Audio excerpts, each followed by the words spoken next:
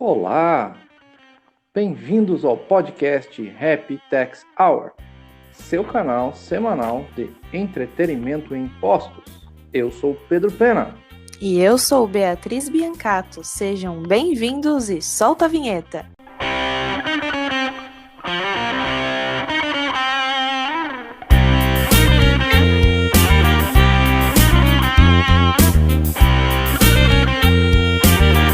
Olá! Tudo bom, Beatriz? Olá, Pedro. Boa tarde. Boa tarde, mais um podcast. Estamos de volta, né? Sim. Sumimos na sexta-feira, mas estamos aí. Deu alguns probleminhas, né? Mas estamos de volta. Eu acho que vamos relembrar os 3 podcasts anteriores. É legal para a chamada e o pessoal ir lá ver, né? Quem não viu, vai ver esse quarto. Ver lá o primeiro, falamos de imposto de renda, certo? Certo. O segundo, do julgamento do século, que ia acontecer há 2 semanas. A Jim da disputa das patentes atrapalhou um pouquinho. E agora vai ser julgado. Sim, a pauta está desobstruída, está tudo certo para quarta-feira. Quarta-feira teremos o julgamento do século. De novo aquele sentimento, será que agora vai? Será? Nossa. E falamos sobre TCMD no terceiro podcast, foi muito interessante. Uhum. E agora, um novo tema, né, Beatriz? Hoje a gente vai dar um giro ao redor do mundo para conhecer como é que funciona a tributação em alguns países e também comentar um pouquinho sobre educação fiscal. Nossa, isso é bacana, isso é bom. Às vezes a gente pensa só que o imposto tem um lado ruim do imposto, né? Mas tem um lado que o Estado não vive sem esse dinheirinho, né? Poucos estados, poucos países no mundo, tem algum paizinho lá no meio do oceano que vive sem imposto. 99,9% dos países no mundo necessitam dos impostos para sobreviver, né? Então é importante a gente ter essa educação fiscal aí. E como é que tá? O que você acha que o pessoal tá gostando? O grande, acho que o que desmotiva mais hoje, e aí falando do Brasil mesmo, acho que o que desmotiva mais as pessoas é assim, olha, eu pago e eu não tenho nada, né, em troca, não sinto realmente o investimento dessa parcela do meu patrimônio, né, do meu dinheiro, dos impostos voltando para mim de alguma forma, em benefício, seja em saúde, seja em educação, seja em segurança. E eu acho que essa insatisfação do povo é o que promove ainda mais comportamentos de sonegação fiscal, enfim, eu acho que é um efeito dominó, assim, desse sentimento que o povo tem, né, com relação à tributação, e nunca, você acha que vão pensar que, realmente, os impostos são necessários? Eles não conseguem ver isso na prática, então para eles é roubo mesmo e acabou.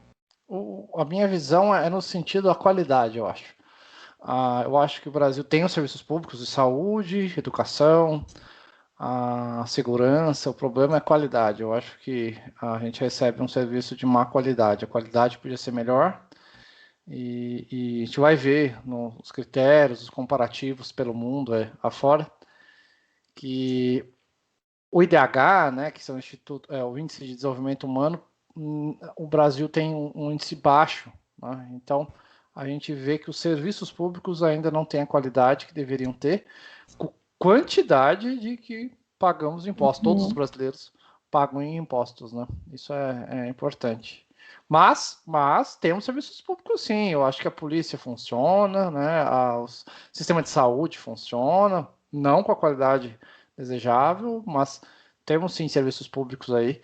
Todo mundo, é uma coisa que eu brinco, todo mundo que acontece alguma coisa liga 190. Pode chegar a 10 minutos, 20 minutos, pode demorar, às vezes não depende, lógico, da distância de uma delegacia, da viatura, mas todo mundo liga, né? Essa hora ninguém lembra que aquela viatura, aquela gasolina da viatura foi paga com os impostos, né? Então, a gente tem que lembrar, assim, que o bombeiro, né? Eu acho que também são muito atuantes por questão de incêndio, salvamentos.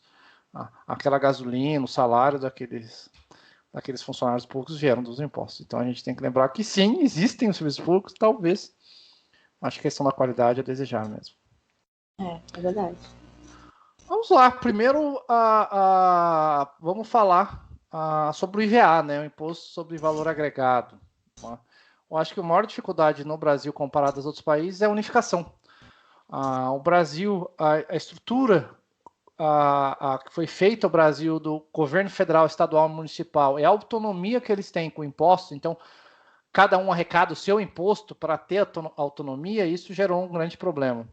Em outros países a gente vê mais o IVA unificado, que é o Imposto sobre Valor Agregado, cobrados de forma centralizada e depois distribuído, né, que ocorre no Simples Nacional. Então o Simples Nacional é um exemplo positivo, e o MEI são exemplos positivos no Brasil. Só que a carga no Brasil está muito alta, é muito alta a carga. Vou falar o ICMS e o PIS/COFINS, tem o IPI também, que é o Imposto sobre Produtos Industrializados. Então, a primeira saída do setor industrial, né, a revenda ela não vai ter IPI, mas a primeira saída do setor industrial ou a importação vai ter IPI, que é alto, pode ser mais de 10%, 15%. Então, só comparando, e outra coisa também que às vezes tem umas coisinhas bobas que parece que não o cálculo por dentro. Né? Eu vejo em outros países que a tributação é cobrada por fora. Então, você vai comprar lá R$100 um produto, se é 18%, você paga 118%. No Brasil, não. O ICMS e o PIS/COFINS são cobrados por dentro deles mesmos. Um exemplo, o ICMS que é 18%, quando você calcula ele por dentro dele mesmo, dá 21%. O PIS/COFINS, eu calculei aqui, o ICMS e o PIS/COFINS dentro deles mesmos, deu 37%. Né? Só o ICMS e PIS/COFINS é muito alto. Então, uma mercadoria de R$100 sai R$137. Sem o IPI. Lembrando que o IPI ainda tem algumas mercadorias que, se a primeira saída do setor industrial, vai ter esse IPI. Vai chegar a 50%. É muito caro. Eu acho que o IVA brasileiro é caro. Em outros países do mundo, quanto que é? Né? Eu peguei aqui um estudo, né, sobre valores na Europa. Um exemplo, na Europa, Espanha 21%, França 18%. 18% é bom, mas por fora. Né? E esse por fora, lembrando o nosso, vai dar 34%. É muita diferença. Nos Estados Unidos, eu conversei com um colega, lá tá depende do estado. Depende do estado. Os estados que cobram esse imposto chega a 7% ou 8%. Por isso que o produto americano é muito barato. Né? Tinha uma comparação de carro também. Eu fiz uma análise sobre carros. Assim, é absurdo a diferença de preço. Deixa eu ver se eu acho aqui. Mas, putz, é muito caro. Né? Um carro no Brasil, comparando. Eu vou pegar aqui um carro nacional. Tá abrindo aqui. Então, é absurdo. Eu acho que as pessoas pensam, mas não estou nem aí se a corrupção, não estou nem aí que o imposto não volta para mim, não me importo com isso. Vai se importar na hora de comprar o carro. Não se preocupa. Na hora que você chegar lá na concessionária para comprar o carro, você vai se importar. Vou pegar um carro aqui popular, né, para comparar e ficar fácil para todo mundo enxergar a diferença, né? Então, um carro popular aí, um Onix, né? Um Onix é um carro popular, acho que é um dos mais vendidos no Brasil. Hoje no Brasil saindo a R$66 mil, né? Lógico que tem um automático, manual, não importa, mas vamos falar um inicial, 66. Vamos falar o mesmo carro nos Estados Unidos, custaria R$32 mil. Né? Olha. E na Alemanha, 35 mil, né? Isso é o comparativo acho que é da Auto Esporte, Jornal do Carro. Jornal do Carro agora de maio de 2021, né? Reportagem de janeiro de 2021, do Jornal do Carro, falando quanto custaria os 10 veículos mais vendidos do Brasil, comparando com os impostos dos Estados Unidos e Alemanha. Então, eu acho que a gente tem que sentir isso na hora que a gente compra os produtos. Você compra um carro, você compra uma bicicleta, você compra uma geladeira, saiba que tem lá, na nota, consta agora, né, por uma obrigação legal, consta na nota. Veja realmente, porque ali tem a tal do filtro, né? Então, o nosso governo brasileiro ele pega um monte de dinheiro, na hora que chega lá, na hora de dar o retorno, é muito pouquinho. É o filtro, né? É o gasto da ineficiência, vamos dizer assim, custo da ineficiência, né? Então, isso que é legal, né, Beatriz? A gente olhar que se a gente fosse mais eficiente, o nosso salário ia render mais, né? Pois é, e aí quando você fala dessa questão da centralização, isso inclusive é um dos cernes da reforma tributária, né? A unificação dos impostos, porque hoje a gente se depara com um emaranhado de legislações normas complementares, instrução normativa, solução de consulta, enfim, uma legislação por cada estado, se for um imposto estadual, uma legislação por município, se for um imposto municipal. Então, realmente, assim, o emaranhado dessas coisas, como é que a gente, né, consegue fazer um filtro e otimizar a questão de gestão pública também, né? Porque eu acredito que um dos grandes calcanhares aí da questão da carga tributária é a parte dessa ramificação, né? Uma vez que arrecada dessa ramificação, para onde vai, como vai essa repartição, enfim, essa gestão realmente com os recursos do caixa público. E aí eu já pego o gancho para falar daquele relatório que a gente estudou para esse podcast do Doing Business, que fala das obrigações acessórias. O quanto de tempo que aqui no Brasil se gasta com o cumprimento de obrigações acessórias, situando as pessoas, né? O que são as obrigações acessórias? Quando eu tenho o dever de pagar o tributo, pagar ou não pagar, eu tenho uma obrigação acessória.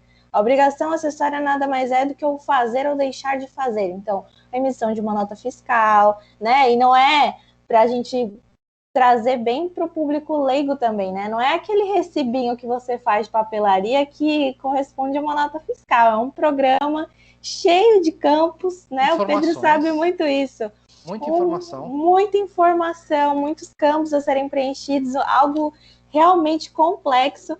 E esse relatório do Doing Business, ele fala exatamente isso, né? O tempo, o Brasil gasta cerca de 1.501 horas, né? Só com o cumprimento dessas obrigações acessórias por ano. Então, Uma empresa média. Imagina, gente, só dessas burocracias, dessas obrigações acessórias, dessas coisas à parte do negócio que também está envolvido aí na gestão do próprio negócio, funcionamento da atividade empresarial, aquela atividade empresarial que dá emprego, né, que dá renda para as pessoas, faz parte todo desse contexto da linha do ciclo, né, de macroeconomia. E é absurdo essa quantidade comparando com outros países, né? Eu acho que Estados Unidos com 170 horas, agora estou fazendo uma lembrança, acho que alguns países da Europa com 200 horas ano, então o Brasil é, sei lá, 15 vezes pior, né? Sim.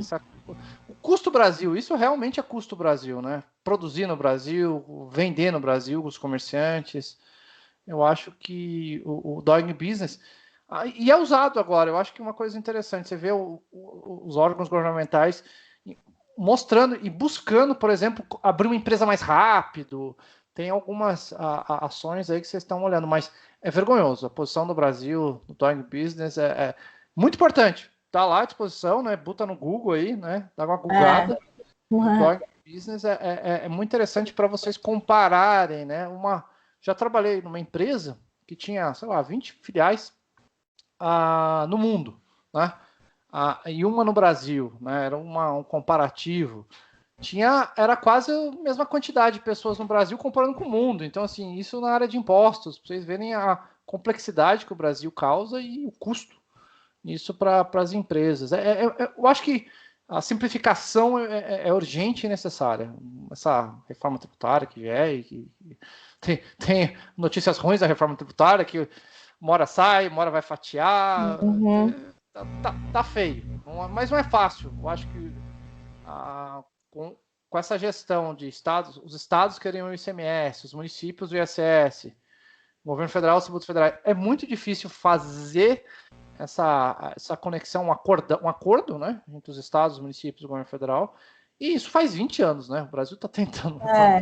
Eu acho que não chega no ponto de chegar um denominador comum que seja bom para todos, que agrade a todos, né? O que vai acontecer é, assim, as propostas indo em votação e acabou. A maioria, eu acho que não tem muito por onde fugir nesse aspecto. Estão tentando fatiar. Eu vi que é interessante, eu concordo. Eles estavam tentando fazer uma reforma tributária assim, de uma forma que são as PECs, né, do Senado e da Câmara, que eram mais complexas. Agora o governo vai tentar fatiar. Eu acho que é mais fácil. Se trabalhar um fatiado, vai ser mais fácil para conseguir implantar alguma coisa. Porque se ficar também só no negócio muito ideal, né? O ideal é muito difícil de alcançar. Então, acho que esperamos que dê certo o fatiamento e que, ao final, reduzam as obrigações acessórias e a quantidade de imposto para as empresas apurar. E a gente falou no podcast passado sobre o ITCMD, Imposto sobre Heranças, como que é isso aí nos outros países? Muda alguma coisa diferente aqui do nosso? É a mesma coisa. O ITCMD, como a gente disse no passado, no mundo, ele é basicamente igual, então existe em todos os países no mundo. A grande coisa do ITCMD, ele basicamente, ele é mais alto no exterior. No Brasil, ele tem umas taxas pequenas de ITCMD. Vou comparar aqui a Europa, vou pegar vou fazer de novo, a França, de 5 a 60, né? No Brasil, a gente fez um estudo, né? Estava ali entre 4, 6, 7, 8. Tem alguns estados que têm uma proporcionalidade, né? O estado de São Paulo está tentando implantar essa proporcionalidade de 4 a 8. A Espanha, de 7 a 81%, olha que loucura, mas logicamente com valores altos. A Irlanda, com 33%. Também depende do valor da herança. Tem uma parte da herança que é isenta, outra parte. Portugal, de 10 a 21%. Então, quando a gente olha para o Brasil e fala, nossa, 4, 8% é muito pouco comparado com 60%, né? Alemanha, chega a 50% a taxa. Eu acho justo. O ITCMD é o imposto mais justo que tem, porque ele é um imposto de heranças, né? Assim, você não trabalhou, foi seus parentes, seus pais, seus tios, seus avós que trabalharam por isso, e traz uma equidade, né, para todos, para que o Estado tenha dinheiro para dar saúde, educação. O Brasil não funciona porque hoje, infelizmente, a educação no país, segurança, ela é muito desnivelada, o ensino público e o ensino privado. Um exemplo. Mas, o que eu já disse, assim, seria muito legal que aumentasse o ITCMD do Brasil e diminuísse o ICMS. Acho que é essa a discussão. Assim, vamos aumentar o ITCMD. Eu falei, tamo junto. Todo mundo ia aprovar, porque quanto mais rico, você paga mais justo, ué. Agora, não vi discussão nenhuma equilibrar, né? De falar, vamos cobrar mais ITCMD, eu vou cobrar menos ICMS. Não, ninguém faz isso. Isso que é triste no Brasil, é essa. Então, comparando, os Estados Unidos tem estados que não tem. Eu comparei alguns estados, outros têm. Então, os Estados Unidos é muito. Cada estado tem sua certa independência, então é muito. A Itália, por exemplo, até interessante que nós, os brasileiros, têm muito descendência italiana, de 4 a 8. Ó. Engraçado, né? A Itália também tem um ITCMD baixo, né? Um imposto sobre herança baixo. É algo a se pensar, né? Algo a se avaliar, os nossos governantes. Favoráveis que aumente o TCMD, mas queremos contrapartidas. Não é só aumentar, não. Baixa algum imposto aí, que a carga tributária é muito alta, né, Beatriz? Com certeza. Vamos falar um pouquinho agora sobre o imposto de renda. Então, o imposto de renda é outro imposto muito lembrado, né? Todo ano, só chegou perto aí do momento de declaração, o pessoal já lembra, meu Deus, imposto de renda. E a gente teve a curiosidade de pesquisar aí como é que funciona essa história do imposto de renda em outros países. Então, aqui no Brasil, a gente tem uma faixa, né, por faixas, é progressiva, então a depender de cada renda, você se enquadra em uma faixa de um percentual que vai atingir aí o seu patrimônio. Então, a gente tem percentual da isenção, que não tem nada, até 27,5%, que é onde para as nossas faixas de progressividade. Não parou aí, 27,5%, muitas pessoas até questionam, né? Se uma hora vai subir, vai ter mais faixas, né? Porque estagnou nos 27,5%. Para quem recebe acima de 4.664,68 e não tem mais faixa depois disso. E a isenção também. Eu acho que o Brasil tinha que aumentar a isenção, porque, um exemplo, teve a inflação. Poder de compra, né? Não é só a inflação. Então, você tem um salário lá de R$ 1.800, por exemplo. Acho que hoje a isenção, a faixa inicial está lá para 2.000, próximo a 2.000. Então, o cidadão ganhou um aumento salarial, né, da inflação, na hora que ele entrou na faixa de pagamento. Então, não é uma questão de que ele ganha mais. É questão de recomposição da inflação, né? Não se atualiza ali, né? Então, essa é uma das grandes críticas que a gente faz com relação ao imposto de renda no Brasil. Mas como que será que funciona isso ao redor do mundo? Vejam, a maioria dos países aqui que eu analisei, eles têm a mesma sistemática de um percentual até tanto, né? Nessa mesma sistemática que funciona no Brasil. Porém, olha só a diferença nos percentuais. Então, vamos começar pelos Estados Unidos. As alíquotas nos Estados Unidos, elas variam de 10% a 37%. Portugal, de 14,5% a 48%. Argentina, de 5% a 35%, sendo o maior na Suécia, registrado em 61,85%, um estudo de 2018. Então, vejam só as diferenças nas alíquotas. E aí eu já puxo o gancho aqui para conversar com o Pedro sobre algo muito interessante, que foi alvo também de várias lives nas redes sociais ano passado, que foi a respeito do IGF, o Imposto sobre Grandes Fortunas. E aí, Pedro, o que você acha sobre isso?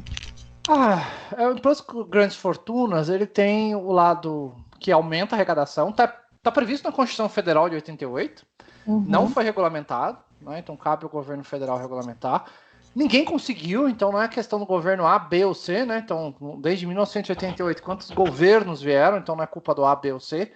Nenhum governo conseguiu, porque a carga do Brasil já é alta, já estamos lá quase chegando a 36%, 38% de carga tributária sobre o PIB, né? Um percentual sobre o PIB é muito alto. Então, se você aumentar mais o imposto, você sufoca mais a economia. Porque a equação é básica. Então, o imposto, ele tira dinheiro da economia. E quanto menos dinheiro da economia, ou uma coisa que a gente vai dizer lá, é o serviço público, né? Então, igual na Suécia, chegou a 60%, né? Então, de imposto de renda. Então, se você tiver uma recuperabilidade desse imposto, recuperar esse imposto, aí sim. Tem muitos países que têm esse imposto sobre grandes fortunas: Argentina, Canadá, Colômbia, França, Espanha, Holanda, Noruega. Não é muito alto. Noruega a 0,85%, né? Então não é grande. Holanda chegando a 1,2% do patrimônio, hein? Isso é imposto sobre patrimônio, 1,4%.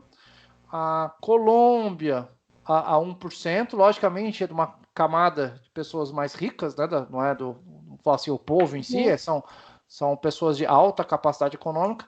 Na Argentina chegando a 2,2% do patrimônio, né? Logicamente, valores elevados para chegar nessa tributação de imposto sobre grandes fortunas, né? Imposto sobre riqueza. Tem um lado ruim disso aqui. Eu vou dizer um caso muito ruim, que as pessoas mais ricas têm capacidade de planejamento tributário muito grande, né? Então, hoje, não existe mais fronteiras, né? Basicamente. Então, os empresários que têm mais dinheiro, eles conseguem mudar do país, eles mudam de país. O cara tem casa em 4, 5 países, ele escolhe qual é a residência dele, basicamente, né?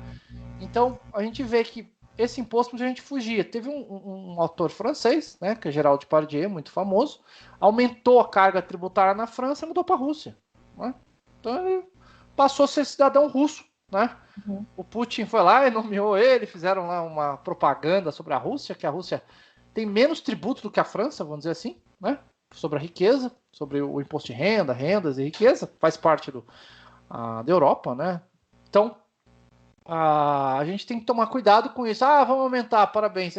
Igual de banco, né? Uma coisa que, direto, o governo brasileiro gosta de aumentar imposto sobre o banco. Nossa, todo mundo gostaria que o banco pagasse mais imposto que todos, lógico. Como é que o banco faz? Repassa nos juros. Por que os juros brasileiros são caros? Né? Então, a parte tributária. Por que os carros são caros, que a gente discutiu antes, né? Então, vou aumentar imposto sobre o carro, a montadora vai reduzir o lucro dela ou a capacidade dela de produção? Não vai, ela vai repassar para o consumidor. Então, tem uma tabela, tem um limite à economia, né? Então, não adianta eu aumentar imposto sobre grande fortuna, imposto de renda. Logicamente que é mais justo cobrar mais de quem tem mais, isso logicamente é justo e é defensável, mas tem uma equação. Se a gente quer o famoso estourar o cordão, né? A gente vai lá forçando aquela corda, né? Uma hora ela estoura. Se a gente começar a cobrar imposto sobre grandes fortunas do Brasil e aumentar muito a alíquota no imposto de renda no Brasil, a gente pode ter muitos brasileiros, já tem, né? Tem lugares em Portugal que um quinto da população já é brasileiro, né? Portugal tem muito brasileiro indo para Portugal. Um exemplo, né? Outros países no mundo também tem, não tanto quanto Portugal, mas eu acho que a gente tomar cuidado, as pessoas ricas vão sair do Brasil, se caso fosse aprovado. Então eu sou contra. Eu acho que eu sou contra. Eu sou favorável, de novo. Vamos aumentar o imposto? O que eu vou ganhar em troca? Né? O que a gente vai ter de melhoria? Aumento de funcionalismo público, por exemplo, os professores que ganham mal, prefeituras, estados. Então a gente... Federais, acho que a estrutura federal, acho que os salários são melhores. Mas tem muita coisa aí para melhorar a educação no país, aí sim poderíamos ter um tributo, mas sem nenhuma retribuição é complicado, né? O que você acha, Beatriz? Eu acho o seguinte, é importante que as pessoas tenham muito claro que o imposto sobre grandes fortunas é grandes fortunas. Isso significa que aquele ideal, às vezes, que as pessoas têm de, sei lá, o que é grande fortuna, né? O que é grande? Qual que é o conceito de grande fortuna? Será que realmente é isso que as pessoas têm na cabeça? Tipo, a pessoa tem um grande poder aquisitivo, se encaixa em grandes fortunas, vai ser tributado, tem que sofrer, etc.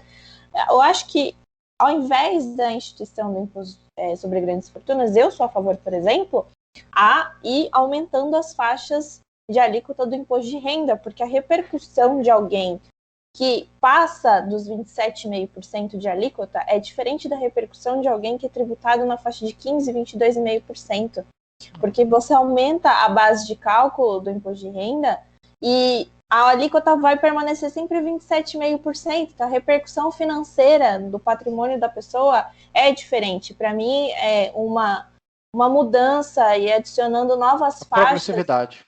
Exatamente na progressividade, você ajustaria essa questão de desigualdade, enfim, eu acho que já supre, entende? Eu acho que realmente o imposto sobre grandes fortunas não seria uma alternativa mais viável, especialmente de cunho econômico, né?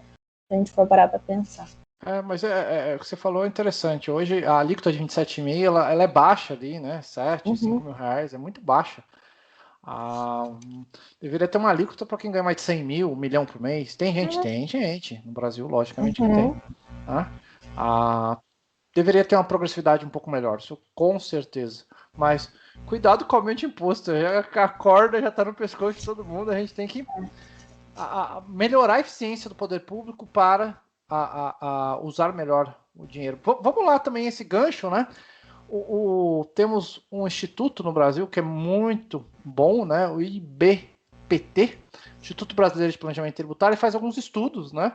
Tem o site deles, por favor, busquem no site. Tem um estudo de um índice. Eles criaram um índice de retorno de bem-estar à sociedade, que é aquele negócio, né?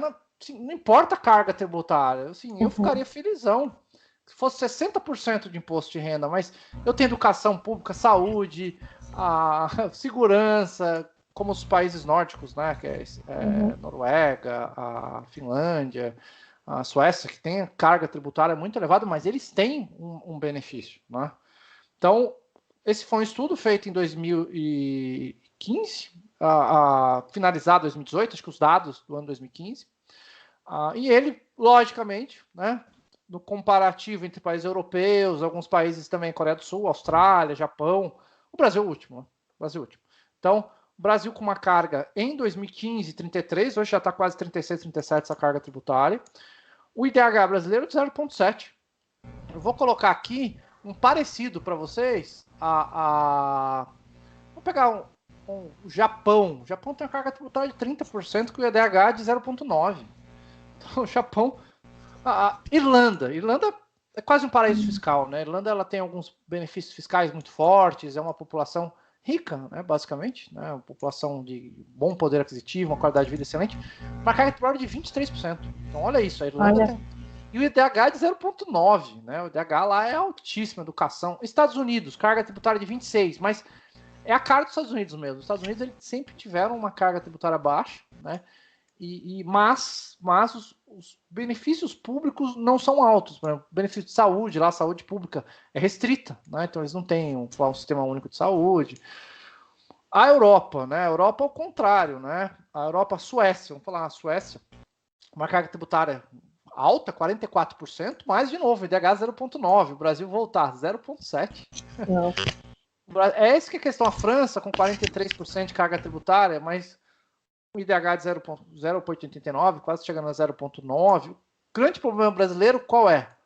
É o IDH, que a gente não consegue. A gente pega uma fatia gorda da economia, né? e não consegue retribuir. Então é o tal do filtro, né? Aquele funil do dinheiro público, né? Que ele ganha um dinheirão, né? E na hora que chega no final do funil, que ele vai dar o que é? O governo tem que processar esse dinheiro, né? Pagar a Receita Federal, pagar os órgãos públicos, né? Então a estrutura pública tem um custo e esse custo é muito alto, porque na hora que a carga chega com IDH tão baixo, né? Os benefícios de educação, saúde públicas são inferiores. Então, o Brasil, nesse estudo aqui, de 30 países, ficou no 30º lugar, perdendo para a Argentina. A Argentina é interessante, porque a carga tributária argentina é menor que o Brasil, o IDH é maior. É que a Argentina, em tese, ela é menor, né? O território argentino, a população argentina é muito menor, mas fazer o PIB argentino per capita é maior que o brasileiro. Por quê? Apesar de eles terem uma crise, a Argentina está uma crise já terrível há muito tempo, mas mesmo assim eles conseguem ter uma qualidade de vida melhor que o brasileiro, né? Então a gente tem que olhar para os nossos vizinhos e olhar, nossa, é porque não, temos alguma coisa. Por que a nossa carga tributária é tão elevada e o nosso benefício público, né, dos benefícios que a gente tem é muito baixo? E é isso, Beatriz, a gente falou um monte de coisa, e aí, você acha que tem alguma solução nesse país nosso para, sei lá, fazer com que funcione? A gente fala de tanta coisa aqui, dá um giro ao mundo, e aí a gente fica com isso na cabeça, né? E aí agora tem solução ou não? A gente vai começar a conversar sobre algumas possíveis saídas para essa crise fiscal, né? O nosso país, ele vive diversas crises, né, Pedro? Mas a gente está falando aqui da fiscal. Hoje a nossa responsabilidade é falar só da fiscal. Fiscal no sentido dos dois lados, né? Fiscal lógico, o contribuinte pagar menos imposto, mas também o Estado arrecadar de uma forma melhor, né? Conseguir arrecadar mais imposto, etc. Uma coisa que eu escrevi um artigo, nossa, o artigo é antigo, em 2015, hein? Eu escrevi um artigo que estava 4 passos para o Estado brasileiro sair da crise fiscal. Primeiro, o pagamento precatório e penhorabilidade de bens públicos. Eu vou dizer assim, o nosso governo é cara de pau, né? Nossos governantes. O governo federal não é tanto, porque paga em dia. O governo federal ele tem vou falar assim, as finanças federais são bem equacionadas, né? Os estados e municípios não são, né? O estado de São Paulo, a prefeitura de São Paulo, nos exemplos, eles demoram de 5 a 10 anos para pagar um precatório. Então, assim, depois que acontecer um processo judicial transitado em julgado, demorar mais de 5 anos para pagar um precatório é vergonhoso, né? Eles tinham que ter vergonha. Por que vergonha? Como é que o Estado brasileiro vai e cobra? Eu estou devendo para ele, um exemplo, né? Vamos falar se eu estivesse devendo 10 mil reais, me demora 10 anos para me pagar, enquanto eu sou obrigado a pagar à vista. Não tem razoabilidade nenhuma. Como resolve isso em países do mundo? A penhorabilidade dos bens públicos. Infelizmente, o CPC e a Constituição mostra um pouco também, não fala sobre penhorabilidade, mas o CPC basicamente fala que os bens públicos são empenhoráveis. Tinha que acabar, né? Se a prefeitura tem computador, tem avião, tem governador que tem helicóptero, o que o governador vai ganhar helicóptero? Você não paga seus créditos em dia, vai penhorar helicóptero. O carro da prefeitura, que penhora o carro da prefeitura, o prefeito anda de Uber, né? Até que ele consiga pagar os bens. É igual o síndico, né? Mas quem fez essa dívida foi o anterior. O problema é seu. Você se candidatou, você é síndico. Resolva, né? Então, eu acho que o Brasil, para o Estado brasileiro, ele precisa. O Estado de São Paulo é um exemplo. O Estado de São Paulo fundou uma imobiliária, tem quase mais de 1.000 bens lá, no número exato, mais de 1.000 imóveis sem uso. Sem uso. O Estado de São Paulo, não é só o Estado de São Paulo, prefeituras devem ter um monte de imóveis sem uso, né? Vende esse imóvel e paga os seus credores, né? Porque é isso, o Estado não consegue pagar os credores. Mas não consegue por quê? Porque não tem bens? Tem bens. Então, eu acho que a penhorabilidade dos bens públicos tinha que ser mudado o Código de Processo Civil, né? Para conseguir. Em outros países isso é penhorável. Então, o Estado, ele age, né? Tem algumas exceções, França, que os bens não são penhoráveis, mas na Espanha, por exemplo, prefeitura não pagou, penhora o computador da prefeitura, né? E vai para leilão, fica a prefeitura sem computador. O problema é dela, logicamente, ninguém vai fazer isso com hospital, com escola, mas a gente está falando aqui de bens que não são afetados ao serviço público, obviamente, né?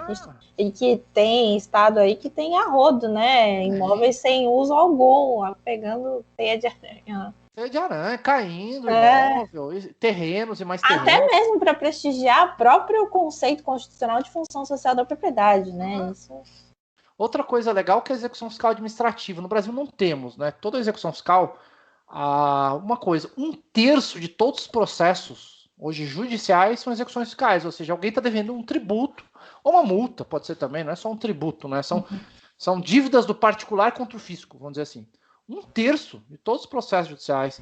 O Poder Judiciário está travado, né? Processos judiciais podem demorar 10, 15 anos no Poder Judiciário. Tem processo que demora mais, hein? Tem processo aí que já bateu o recorde de 40 anos.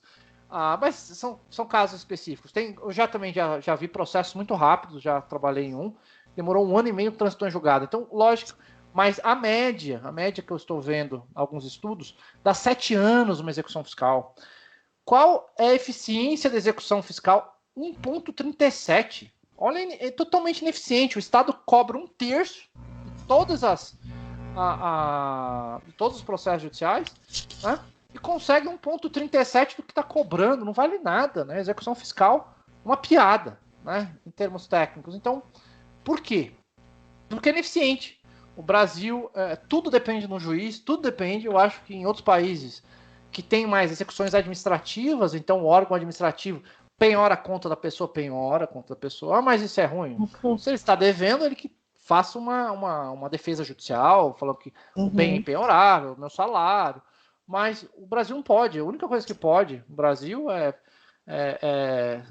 fazer inscrição no Serasa, né? Negativar e protesto. Se o cara já tem 10 protestos, o 11º não faz diferença nenhuma, né?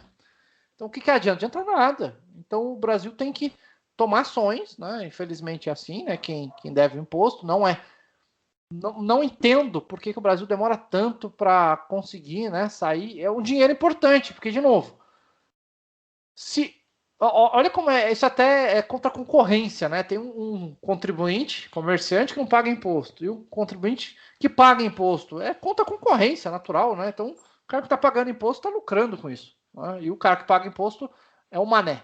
Então, acho que a gente precisa, sim, tornar a execução administrativa. Tem ações, você vê a Procuradoria da Fazenda Nacional iniciando ações, os estados estão, mas não dá da forma que está. Eu acho que precisa tirar o Poder Judiciário da execução administrativa e, logicamente, se o imposto é mal cobrado, o contribuinte deveria ter direito ao acesso ao Poder Judiciário. Mas deixar na mão de um juiz uma execução fiscal, não tem.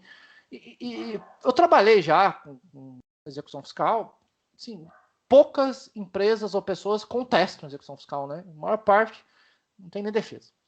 Outra coisa... Até porque esse gasto, essa ineficiência é um gasto público que adivinha onde que vai repercutir para quem pagar, né? No final. Então, exatamente. É um gargalo assim que a gente acaba sendo afetado de qualquer jeito. Então, a gente tem que incentivar essa eficiência. Tem alguns projetos, por exemplo, o Estado de São Paulo não entra com dívida ativa, execução acima de 10 mil reais. O governo federal está crescendo também os valores, né? Não está entrando com execuções que não valem a pena mesmo, né? Antigamente, quase 100 reais entrava com execução fiscal. Gastar mais para cobrar do que... Cobrar o procurador, tem o juiz, né? Tem um custo para rodar isso. Então, eu acho... Outra coisa que não entendemos ainda é o direito tributário não ser uma coisa especializada, né? O juiz, logicamente, que tem os grandes estados, as capitais, tem a vara da fazenda pública, mas grande parte dos feitos tributários são no juiz comum, né? O juiz que estudou. Na prova do juiz cai 80% direito civil e penal. E lá tem uns 10% de direito tributário, né? Não são juízes especializados. O direito tributário é muito especializado. Os tribunais administrativos, que é o TIT, o CARF, por exemplo, são muito bons. Por que não judicializar esses tribunais? Dá poderes de juiz para o cara declarar a inconstitucionalidade de uma norma. Hoje não pode, né? O tribunal do CARF e o TIT, né? O Tribunal de Impostos do Estado de São Paulo, não podem declarar uma norma inconstitucional. Dê poderes e encerre. Ali já são muito técnicos, né? E por quê? Porque hoje não é um advogado, não é questão do bacharel em direito, tem contadores, tem economistas. Então a gente tem que ficar lá na área do direito, né? O direito tributário, não. Eu acho que o direito tributário é uma multitarefa, né? Chama vários. Um exemplo de eficiência, que eu acho que o Poder Judiciário mais eficiente é a Justiça do Trabalho.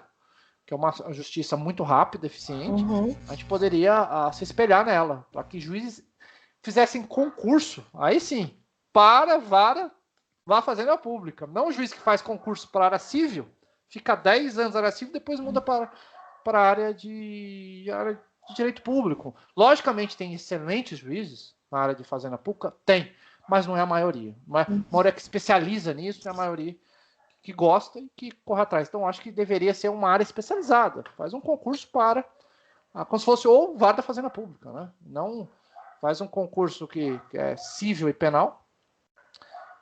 A outra coisa também é a laranja jurídica, né? Que é uma coisa, um fenômeno brasileiro muito famoso, que todo mundo abre empresa com o nome de terceiros, né? Eu acho que o Brasil tem que ter formas e viabilidade de analisar melhor as capitais sociais, as empresas, para que realmente, né? Porque não adianta nada lá, a empresa fez um monte de operação, né? Tem que pagar R$1 milhão de imposto, depois descobre que é o Zezinho lá, no meio do cafezal, o cara lá que corta, sei lá, cana, é dono de 50 empresas. Assim não dá, a gente precisa, né? Eu sei que o Estado de São Paulo faz isso, ele tem um filtro, tem uma análise, mas tem que melhorar, porque enquanto a gente tiver esse laranjal, né, que a gente diria no Brasil, criação de tanta empresa com pessoas que realmente não são seus sócios, é complicado para a execução fiscal, vai afetar lá na execução fiscal, porque não vai ter êxito, né? Não vamos conseguir. Eu acho que se o Brasil conseguisse essas 4 coisas, né, conseguisse melhorar o precatório, tornar bem público, penhorável, né? Eu acho que sim. Passando para a execução fiscal administrativa, 80% tem que passar para próprias procuradorias, né? Fazer a cobrança, até penhoras online ou não online, penhora de bem, leilão. Para que precisa de um juiz para decidir leilão? Né? Tribunais especializados em direito tributário, não um tribunal administrativo que às vezes demora 5 anos, depois você passa para um judicial que demora mais 10. Você fica 15 anos, eu já tive casos mais de 15 anos disputando uma questão, segurança jurídica para espaço, depois de 15 anos. E a laranjada jurídica, que se melhorasse, eu acho que o Brasil tem jeito, e a gente consegue aí. São 4 passos, tem vários outros, né, que poderiam ser feitos, né, Beatriz? Com certeza, são sugestões assim que muito bem articuladas já iam dar um respiro imenso. E uma coisa, se o Estado cobra melhor os impostos, ele pode cobrar menos de todos, né? Sim, exatamente. Então, às vezes, um paga por 2 hoje, né? Então, se a gente conseguisse o Estado ser mais eficiente na cobrança do tributo, com certeza ia sobrar mais dinheiro para poder, vamos falar, um espaço para redução de impostos, né? Para que ele realmente paga. Então, acho que é uma coisa. É isso, Beatriz. Eu acho que hoje falamos um pouquinho de comparamos o mundo, né? Comparamos o mundo e existem soluções, né? Tá na nossa frente, né? Tem soluções, tem meios da gente viabilizar essas soluções, mas aí já não é com a gente, né, Pedro? A gente apresenta só aqui as possibilidades e a gente apresentou hoje aí como é que funciona nos outros países para a galera ter uma noção, né, de quando for realmente reclamar daqui, já possa reclamar com propriedade, com fundamento, por quê, como é que é em outros lugares, por que aqui tá ruim e ainda o que dá para a gente fazer, quais seriam as saídas. É isso aí. Agora acho que a gente precisa de novo, né? Fazer uma harmonização, né? Vamos lá chamar o Luiz para harmonizar? Já estou com sede, vamos chamar o Luiz. Valeu, Beatriz! Valeu. Vamos lá, já voltamos. Tchau. Aqui de volta. Agradecer de novo a sua presença. Mais uma vez.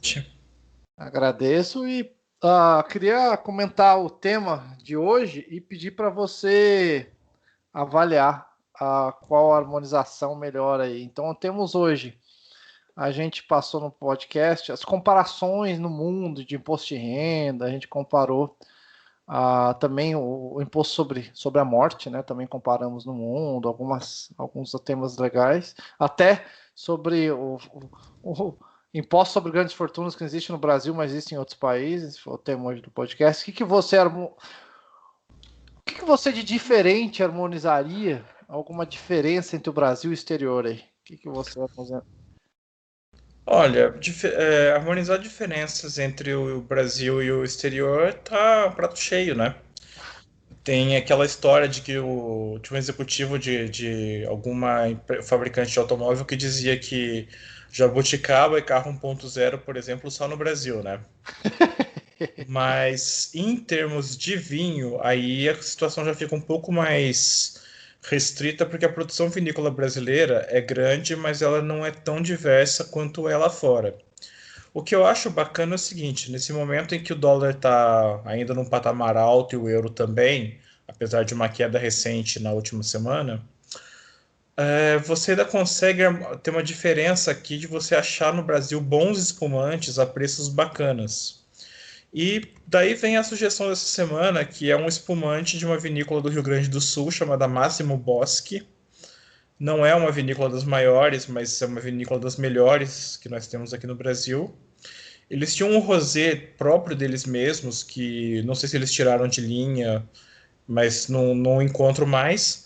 Mas em compensação surgiu um rosé chamado Vezi, Vezzi, que é da linha deles também, Vezi per Bosque, segundo diz o site, que tem um preço bacana, um custo-benefício muito bom, e que poderia ser um exemplo assim de uma diferença do Brasil para os outros países, porque dificilmente você vai achar um espumante bom por Rosé. esse preço aqui. Talvez você ache uma cava, um espumante Quanto francês que de segunda tá? linha, Quanto que tá mas esse espumante, mais ou menos? no site da Mais vinícola ou tá menos. R$ 80, mas de vez em quando você consegue achar na promoção em loja física, ou se você for até o Rio Grande do Sul também é capaz de conseguir por um preço legal por lá. O Brasil, assim, tá logicamente ainda atrás dos vinhos europeus por questão também temporal, né? Então, a tradição, mas o Brasil já está crescendo, né? Já tem alguns espumantes muito bons. E esse rosé, né? Ele é interessante porque ele não fica naquele somente no vinho branco, basicamente, né? Ele vai ali ter uma mistura, né? Que deve trazer um sabor especial, né? Sim, sem dúvida. E vou te falar uma coisa ainda, doutor Pedro. Eu uma vez almocei e tomando esse espumante, e foi mesmo um prato de carne vermelha, e deu legal. Ficou bem Nossa, bacana a combinação. Eu não sou um expert em harmonização, mas me agradou e agradou todo mundo na mesa também. Nós ficamos carne impressionados. vermelha. O rosé, né? Ele também é muito bom também para uma tarde, né? Tomar ele assim, comer com queijo uma tarde também é muito bom, né? Sim, sim, para happy hour ele é bom, ou para tarde de sábado também, no sítio ou na piscina, também é bem versátil para essas coisas, né? E para um clima quente como o brasileiro, um rosé Gelado. leve, bem saboroso como esse, deita e rola. É, e é bom, né? É uma bebida que combina por muitas coisas, né? Como você já disse, da carne com queijo, e fomos ainda para a piscina para um momento mais ah, externo, né? Não é um almoço, algo pesado, mas muito interessante. E alguma curiosidade sobre o vinho ou a região? Olha, eu não sou o maior expert no Vale dos Vinhedos, né? Eu sei que recentemente eles receberam lá uma denominação de origem para certificar que o vinho vem daquela região, que é um negócio que os países europeus principalmente usam bastante, a Itália, a França, Portugal, para demarcar a região e valorizar o vinho daquela região. E assim, eu vejo que os espumantes da região se destacam. Os vinhos tintos e brancos tranquilos, como eles falam, sem ser espumantes, eles têm um caminho maior a percorrer ainda, mas os espumantes já largaram na frente e vão, sabendo ser produzidos com qualidade como tem acontecido até agora, vão dar muita dor de cabeça para os estrangeiros ainda. E o preço, né? Com a questão do dólar, que você já disse. E é É, bonito a Vale dos Vinhedos, já fui pessoalmente mais de uma vez, é muito bonito. Acho que o clima é gostoso, né? Rio Grande do Sul. E vale a visita, assim, é um lugar muito bonito, a região. sim, a única coisa é que os produtores de lá precisam só resistir à tentação de precificar muito alto os espumantes de lá, porque num cenário de preços altos dos espumantes estrangeiros, já é natural que o brasileiro vai ganhar algum mercado. Se a ganância vence isso e o pessoal aumenta 20, 40, 50%, vai ser ruim para eles, então eles precisam ter cuidado só com isso mesmo, de não querer dar um passo maior que a perna, de não querer lucrar em um ano o que eles lucrariam em 10. Mas, Exatamente. Senão, também uma hora o dólar cai, né? Se cair, esperamos que caia um pouco. sim. Ele passa a ser muito caro, né? Em comparação aos estrangeiros, que sabemos das qualidades. É isso aí, Luiz. Agradecer novamente a presença e vamos brindar aí, né? Com mais um vinho, agora um vinho brasileiro, que foi muito legal. Um brinde. Até Um logo, brinde a gente. nós. Até a próxima. Obrigado, Luiz. Tchau.